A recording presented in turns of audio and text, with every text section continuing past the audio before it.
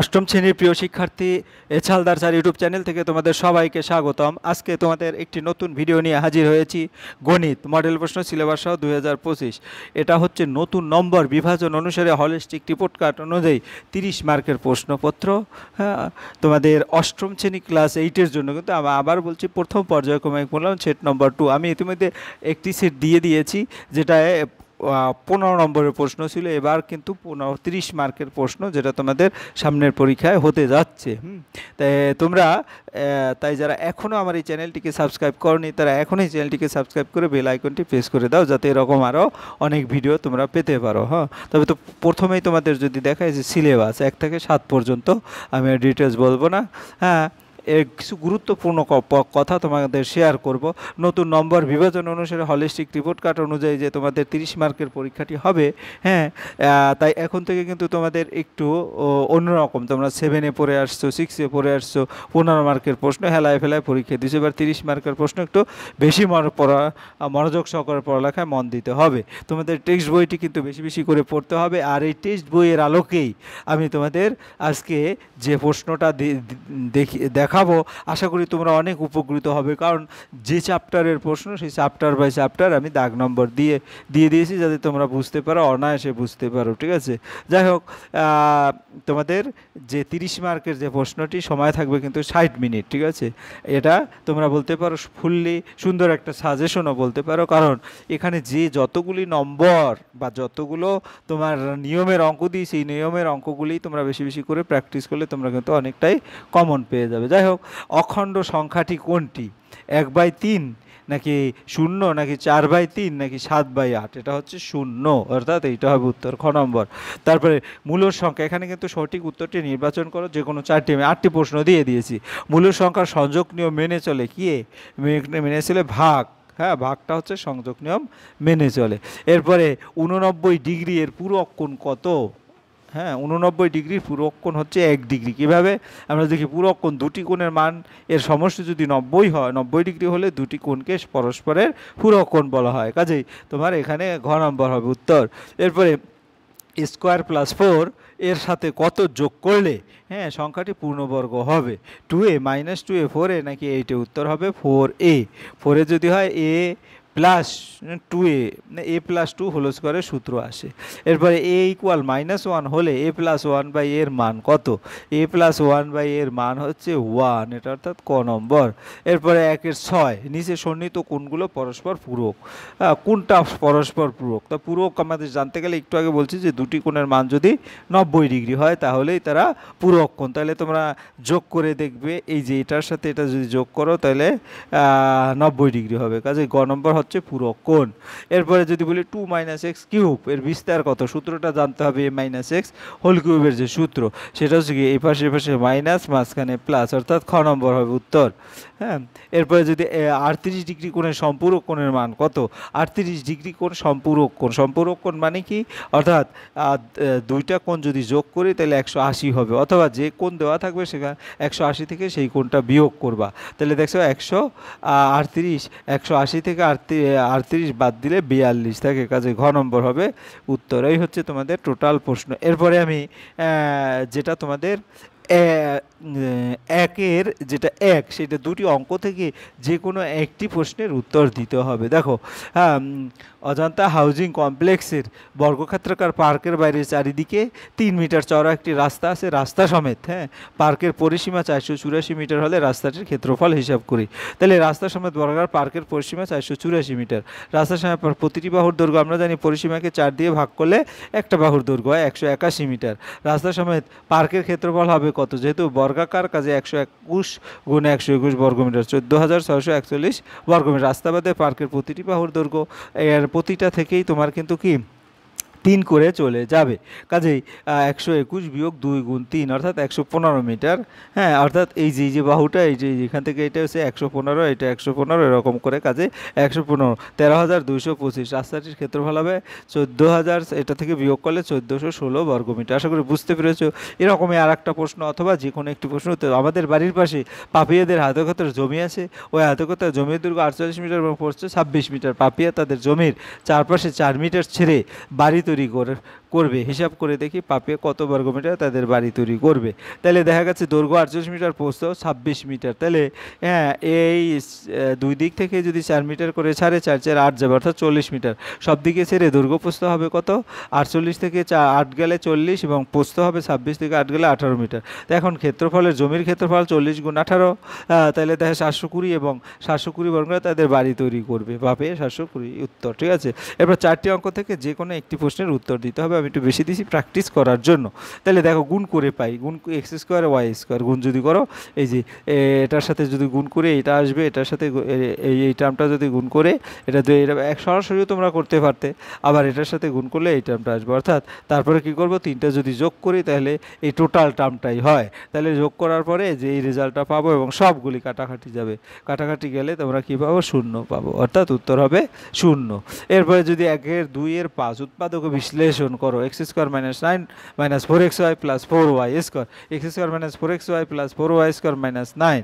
এখান থেকে যদি আমরা একটু দেখি এই তিনটাকে আমরা একটা ব্র্যাকেটে রেখে দিলে এক্স মাইনাস 2y হোল স্কোয়ারের সূত্র আসে, মাইনাস 9 9 মানে কি 3 হোল স্কোয়ার, অর্থাৎ এ স্কোয়ার মাইনাস বি স্কোয়ারের একটা ফর্ম চলে আসছে। কাজে আমি a plus B into A minus B, সেই সূত্র ধরে এইটা প্লাস এই 3 ইন্টু এটা মাইনাস এইটা 3। ঠিক আছে, কাজে এইটা হবে উত্তর। এরপর আমরা চলে যাচ্ছি 1 6, m প্লাস 1/m ইকুয়াল -5, ফলে দেখায় যে m square plus 1/m square equal 23। তাহলে আমরা যদি এই সূত্রটা জানি, স্কোয়ার প্লাস বি স্কোয়ার সমান a plus B whole square minus 2ab, এটা প্রয়োগ করলে দেখা যাচ্ছে M square plus 1/m square হবে m plus 1/m whole square equal -2m, এটা কাটাকাটি যায়। তাহলে কি থাকে, এখানে শুধু থাকবে m প্লাস 1/m এর মান -5 হোল স্কোয়ার -2, তাহলে দেখা যাচ্ছে 23 আসে উত্তর। আশা করি বুঝতে পেরেছো। এরপরে 1.5 6, টি এর কোন মানের জন্য x square minus T X plus 1/4 একটি পূর্ণবর্গ সংখ্যা হবে, তাহলে কি, তাহলে x square minus T X plus 1/4 এর সমাধান করতে হবে। তাহলে আমরা যদি এই তথ্যটাকে 1 নম্বর দিই, আমরা জানি a minus B whole square সমান square plus B square plus, তাহলে বলা যেতে পারে X minus K whole square সমান X square plus K square minus 2kx। এই 2 নম্বর সমীকরণ 1-এর সাথে সমীকরণ 2-এর যদি তুলনা করি, তাহলে দেখা যাচ্ছে আমাদের কি আসবে, কে স্কোয়ারের জায়গায় 1/4 আছে, কে স্কোয়ারের জায়গায় 1/2 হোল স্কোয়ার, অর্থাৎ কে সমান হাফ। আমরা এটাও জানি যে মাইনাস টি হচ্ছে -2/k, অর্থাৎ এখান থেকে টি এর মান 1 আসবে। আবার এর সমাধান করে দেখা যাচ্ছে এখান থেকেও কি টি এর একবার -1 আসবে, একবার +1 আসবে। আমি ডিটেলসে গেলাম না, তোমাদের দেখিয়ে দিলাম, তোমরা ভালো করে এটা প্র্যাকটিস করবে। 3টি অঙ্ক থেকে যে কোনো একটি প্রশ্ন, স্কেল পেন্সিল কম্পাস সাইজ, এই যে অনেকগুলি কোণ আছে, তোমরা এই কোণগুলি বাড়িতে প্র্যাকটিস করবে, 90 degree 45 degree 60 degree 30 degree 120 degree এরকম করে। যাই হোক, স্কেল কম্পাস ও পেন্সিলের সাহায্যে আমরা প্রথমে যদি দেখি 90 ডিগ্রি কীভাবে আঁকবে মনে আছে তো, আমি আবার দেখাই। এখানে কম্পাসটা বসিয়ে তারপরে এরকম একটা চাপ দিবে, চাপটা যেন না নড়ে, তারপরে এখানে বসাবে, এই যে এখানে বসিয়ে তারপর একটা চাপ দেবে, আবার এখানে বসিয়ে আর একটা চাপ দেবে, আর এদিকেও একটা চাপ দেবে, আর এখানে বসিয়ে এটার উপর চাপ মারবে, তারপর এটা যোগ করবে, তাহলে দেখা যাচ্ছে সে 90 ডিগ্রি হবে। তাহলে এইভাবেই আঁকা হয়েছে। এরপরে যদি বলে 45 ডিগ্রি, তারপরে কি করবে, যে এই জায়গায় বসে কম্পাস ধরে এরকম একটা চাপ দেবে, এই জায়গায় বসে কম্পাস ধরে এরকম একটা চাপ দিয়ে পরে এটা যোগ করে দিলে 45 ডিগ্রি হয়ে যাবে। তারপরে আবার কি করবে, 22.5 ডিগ্রি আঁকার জন্য তোমাকে কি করতে হবে, এখানে বসাবে কম্পাস, আর এখানে কম্পাস বসিয়ে এরকম করে দুটো চাপ আঁকবে, এরকম যাবে, পরে এটা যোগ করলে সেটা 22.5 ডিগ্রি হয়ে যাবে। এরপরে একটি আয়তকার চিত্র বিইএসটি আঁকি, যার বি সমান 6 সেন্টিমিটার এবং ইএস হচ্ছে 4.8 সেন্টিমিটার। তাহলে বি সমান 6 সেন্টিমিটার এখান থেকে আমরা এই যে এখান থেকে নিয়ে নেই, তারপরে ইকে কেন্দ্র করে এই বিইএল এর উপর একটা 90 ডিগ্রি আঁকি, এই যে যেটা 90 ডিগ্রি আঁকা হয়েছে। তারপরে ইকে কেন্দ্র করে 4.8 সেন্টিমিটার একটি বৃত্তচাপ অঙ্কন করা যায়, ইএলকে এস বিন্দুতে ছেদ করে, অর্থাৎ এই যে এস বিন্দুতে ছেদ করে। এরপরে কি করছি, পরের যে স্টেপ সেটা হচ্ছে যে এই চিত্রটার স্টেপটা, ঠিক আছে। এরপরে তোমরা কি করবা, বি বিন্দুকে কেন্দ্র করে, বিই সমান পরিমাণ ব্যাসার্ধ, বিই না তো, এস বিন্দুকে কেন্দ্র করে বি এর সমান পরিমাণ এবং বি বিন্দুকে কেন্দ্র করে আগে হলো 4.8-এর সমান করে বৃত্তচাপ আঁকলে এই যে এই বৃত্তচাপটা চলে আসবে, এই বৃত্তচাপটা পরস্পর টি বিন্দুতে ছেদ করবে, পরে যোগ করে দিলে নির্ণয় কী হবে, বিইএসটি আয়তকার চিত্র। একইভাবে রম্বসটাও তোমরা দেখে নিবে, আমি আর এটা ডিটেলস গেলাম না। এবার দুটি অঙ্ক থেকে যে কোনো একটি প্রশ্নের উত্তর দাও। এটা হচ্ছে তোমাদের কি হলো দ্বিতীয় অধ্যায়ের যে প্রশ্ন, এখানে 2 নম্বর হিসেবে আমরা দিছি। আমাদের পাড়ার মধুবাবুর দোকান আছে, আমি মধুবাবুর দোকানে একদিনের বিভিন্ন ধরনের জিনিস নিলাম, আমি এই তথ্যটি পাই চিত্র তৈরি করার চেষ্টা করি। এই যেই হচ্ছে সাধারণ পাউরুটি, স্লাইস পাউরুটি, কেক, বিস্কুট এবং অষ্টম শ্রেণীর দুটি বিভাগের ছাত্রছাত্রী অবসর সময় কী কী বিষয় পছন্দ করে তার একটি তালিকা তৈরি করে এক একজন একটি বিষয় পছন্দ করে। এই তথ্য থেকে মোট ছাত্রছাত্রী কত অংশ কোন বিষয় পছন্দ করে হিসাব করি, প্রতিটি বিষয় বৃত্তকলার কেন্দ্রীয় কোণ খুঁজি এবং সেই অনুযায়ী পাই চিত্র আঁকা। অর্থাৎ তাহলে প্রথম অঙ্কটা হচ্ছে তোমার বইয়ের 5 নম্বরের অঙ্ক। আমাদের পাড়ায় মধুবাবুর দোকান আছে, আমি মধুবাবুর দোকান থেকে একদিনে বিভিন্ন ধরনের তালিকা তৈরি করি। তো ওই একদিনে মোট, অর্থাৎ মোট মানে কি আমরা এইগুলি যোগ করে দিতে হবে, যে 320, 100, 160 এবং 140, তাহলে 720 টাকার জিনিস বিক্রয় হয়েছে। সাধারণ পাউরুটি বিক্রয় হয়েছে 320, এই যে 320 উপরে রেখে 720 নিচে করে কাটাকাটি করলে 4/9। সাধারণ পাউরুটি বৃত্তকলার বিভিন্ন কেন্দ্রীয় মান, এটা হচ্ছে 160 ডিগ্রি। এবং স্লাইস পাউরুটি বিক্রি হয়েছে 5/36, এবং স্লাইস পাউরুটি বৃত্তকলার কেন্দ্রীয় মান হবে, তাহলে এটাকে 360 দিয়ে গুণ করলে দেখা যাচ্ছে 50 ডিগ্রি। এবং কেক বিক্রি হয়েছে 300, এই যে কেক হচ্ছে 160, এই 160-এর সাথে 720 ভাগ করলে দেখা যাচ্ছে 2/9 অংশ, তাহলে কেন্দ্রীয় কোণ হবে 360 দিয়ে গুণ করলে 80 ডিগ্রি। এবং বিস্কুট বিক্রি হয়েছে 140, 720 এটা করে দেখা গেছে এর কেন্দ্রীয় কোণ হবে 360 থেকে বাদ দিলে 70 ডিগ্রি। ঠিক আছে, তাহলে আমরা পাইছি। তো প্রথমে একটা গোল আঁকবো, তারপর একটা দাগ দেবো, তারপরে তোমাদের চাঁদা আছে, চাঁদা দিয়ে একটা, যেহেতু সর্বোচ্চ কোণটা আমরা এখান থেকে নিয়ে নেব 160 ডিগ্রি, এটা হচ্ছে কি সাধারণ পাউরুটি।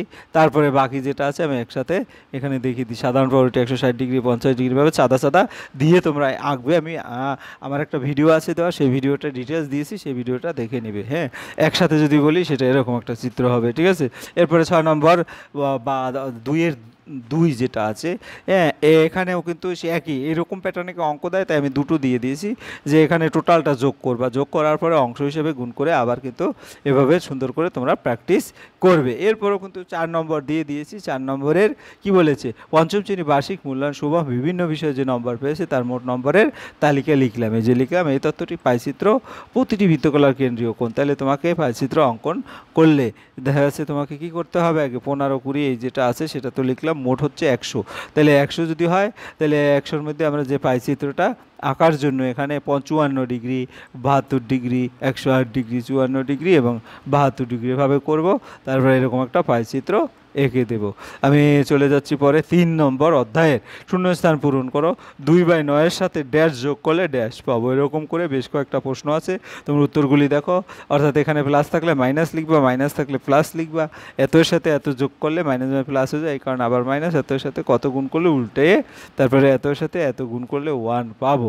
নিচের ফাঁকা ঘরের সংখ্যা, এটাও কিন্তু ফাঁকা ঘর, তোমরা এভাবে করে ফাঁকা ঘরগুলি ডিটেলস দেখে নিবে। ঠিক আছে, এটা 3য় অধ্যায়ের যে অঙ্ক আছে সেগুলি একটু ভালো করে প্র্যাকটিস করবে, 1 নম্বরের প্রশ্ন হিসেবে আসতে পারে। কিন্তু এখান থেকে এই যে 3-এর 2 যেটা চরম ইম্পর্ট্যান্ট, এটা তোমাদের প্রতিবারের পরীক্ষায় দেয়, যে কোনো স্কুলের পরীক্ষায় যে কোনো একটি প্রশ্ন উত্তর দাও, সেটা হচ্ছে কি -3/5 এবং -1/2 এর মধ্যে 10টি মূলর সংখ্যা। তাহলে আমরা 3/5কে যদি সিম্পলিফাই করি যাতে নিচে দুটোরাই 10 আসে, তাহলে কী করবো, 5কে 2 দিয়ে গুণ করবো, 3কে 2 দিয়ে গুণ করবো। আবার এখানেও কিন্তু একই 5/10 হলো আর 6/10 হলো। তাহলে 3/5 এবং 1/2 এর মধ্যে 10টি মূলর সংখ্যা হবে কত এখানের পর থেকে, অর্থাৎ আমরা বলবো -6/5 আছে, তো -5/10, -4/10, -3/10 এভাবে করে এক এক করে বাড়িয়ে যাব। -2/10, -1/, তারপর 0, 1, 2, 3, 4 এভাবে 10টি মূলর সংখ্যা লিখে দেবে। এরপরে যদি দেখি নিচের মূলর সংখ্যাগুলোর মধ্যে 5টি করে মূলর সংখ্যা লেখো। 1/3 এবং 3/5 আছে। আমরা করব কি, প্রথম টার্গেট হচ্ছে নিচে দুটোর একই আনা, অর্থাৎ এখানেও 15, এখানেও 15, কিন্তু একই আনলে কী লাভ, এই যে 15 আনছি, 5 আর 9-এর মধ্যে আমাদের 5টি মূলর সংখ্যা হবে না, এই কারণে আবার 2 দিয়ে গুণ করতে হবে। তাহলে 10/30 আর 18/30, তাহলে 18/30 আর 10/30, 10/30 মানে মূলর সংখ্যা যদি বলি 11/30, 12/30, 13/30, হ্যাঁ 14/30, 15/30, এভাবে উত্তর হবে, কিন্তু সহজ আছে। হ্যাঁ, নিজের মূলের সংখ্যার 5টি করে মূলের সংখ্যা নির্ণয় করো। আমি আর দেখাইলাম না, এগুলি তোমরা এইভাবে প্র্যাকটিস করে নিবে, ঠিক আছে, এইভাবে প্র্যাকটিস করে নিবে। এরপর আমরা চলে যাচ্ছি 4-এর 1-এর 1, হ্যাঁ, অর্থাৎ চতুর্থ অধ্যায়। যে কোনো একটি প্রশ্নের উত্তর দাও 2 মার্ক। ধারাবাহিক গুণ করো।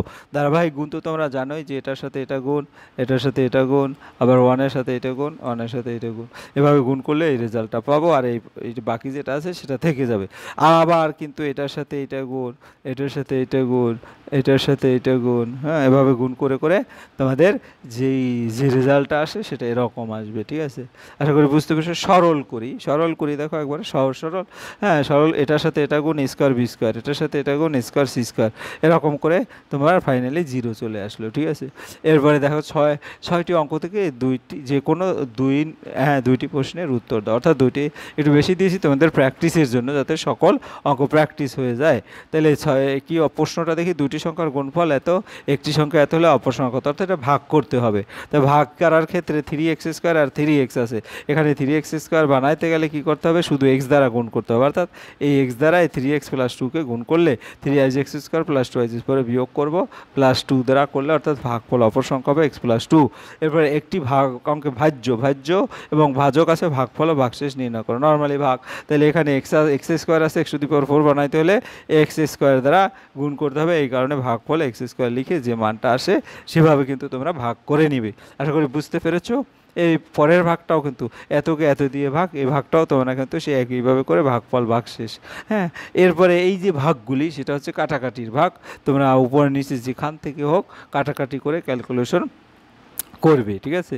তাহলে এখান থেকে যে ভাগফলটা দেখা যাচ্ছে সেই ভাগফলটা এরকম আসে, ঠিক আছে। এবং 5-এর সি আরও একটা অঙ্ক আমি দিয়ে দিছি এবং বিকল্প পদ্ধতিও দিয়ে দিয়েছি, কাজে তোমাদের যেটা ভালো লাগে সে ভাগগুলি করে নিবে, ভাগ করে ভাগফল ও ভাগশেষ লিখি, এভাবে একইভাবে ভাগফল আর ভাগশেষ লিখবে। 5টি অঙ্ক থেকে যে কোনো একটি প্রশ্ন প্র্যাকটিসের জন্য, নিচের সংখ্যা হলো ক্ষুদ্রতম, হ্যাঁ কোনো ধনাত্মক সংখ্যা দিয়ে গুণ করলে গুণফল পূর্ণ সংখ্যা হবে। এত প্রশ্ন কিন্তু থাকবে না পরীক্ষায়, আমি দিয়েছি তোমাদের প্র্যাকটিসের জন্য। যেমন এটা কি আছে, এই যে 121টা আমি দেখিয়েছি। 121 মানে কি, 121 মানে 11 × 11, 11কে 11 দিয়ে গুণ করলে পূর্ণগণ সংখ্যা। এটা কিন্তু তাহলে পূর্ণগণ সংখ্যা হলে 1225, 1225কেও যদি ভাঙাই সেটা হচ্ছে 5 × 5, 7 × 7, এভাবে করে সে কিন্তু একটা পূর্ণগণ সংখ্যা। এরপরে এখান থেকেও যদি দেখা যাচ্ছে কোন ধনাত্মক সংখ্যা দিয়ে ভাগ করলে ভাগফলটি পূর্ণবর্গ সংখ্যা হবে।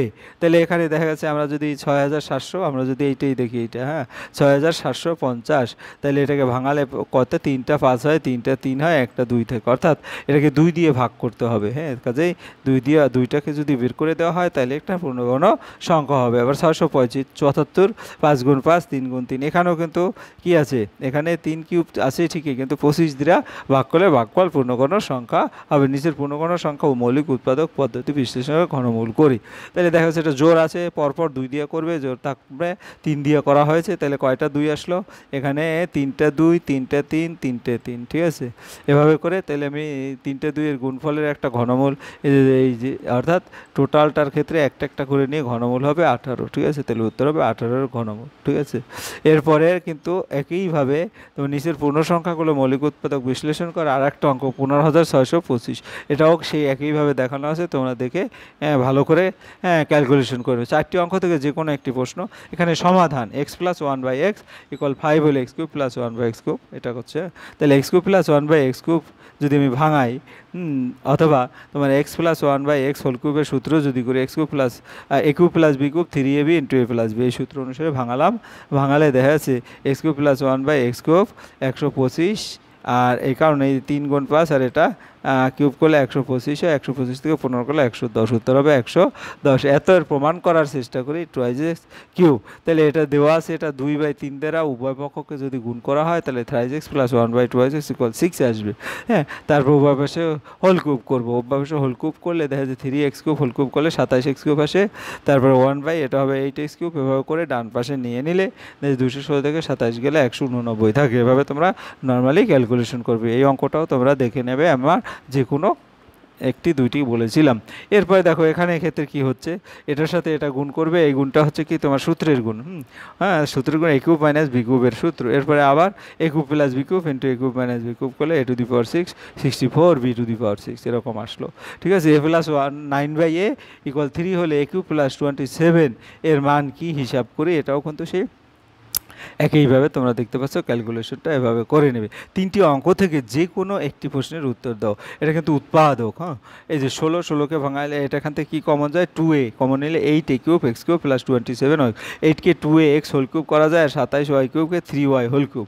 তারপরে আমরা কী করবো, a কিউব প্লাস b কিউবের সূত্র 2ax plus 3y into 2ax, হ্যাঁ, minus ab plus B square, সেই সূত্র ধরে এই উত্তরটা হবে। ঠিক আছে, এরপর এক্স কিউব এখান থেকেও যদি আমরা দেখি X cube minus 9y cube minus 3xy into X minus Y, এখান থেকে যদি আমরা একটু আলাদা করে দেখি যে 9y কিউবটাকে 8y কিউব আর একটা এই কিউব, তাহলে এখানে একটা সূত্র পড়ে X minus Y whole cube আর 2y হোল কিউব। তারপরে এ কিউব মাইনাস বি কিউবের সূত্র যেটা সেই অনুসারে ফেললে x minus 3y into x square plus 3y square. এরপরে এটাও সেই একই উৎপাদক, এ কিউব প্লাস বি কিউবের সেই উৎপাদকটা। এভাবে বেশ কিছু উৎপাদক তোমরা কিন্তু প্র্যাকটিস করবে। এরপর আমরা চলে যাচ্ছি, দেখা যাচ্ছে নিচের সন্নিহিত কোণগুলো আগে এবং কোণগুলো পরস্পর পূরক। পূরক কোণ হতে গেলে কি দেখা যাচ্ছে 45 যোগ করে 90 হয়, এটা পূরক কোণ।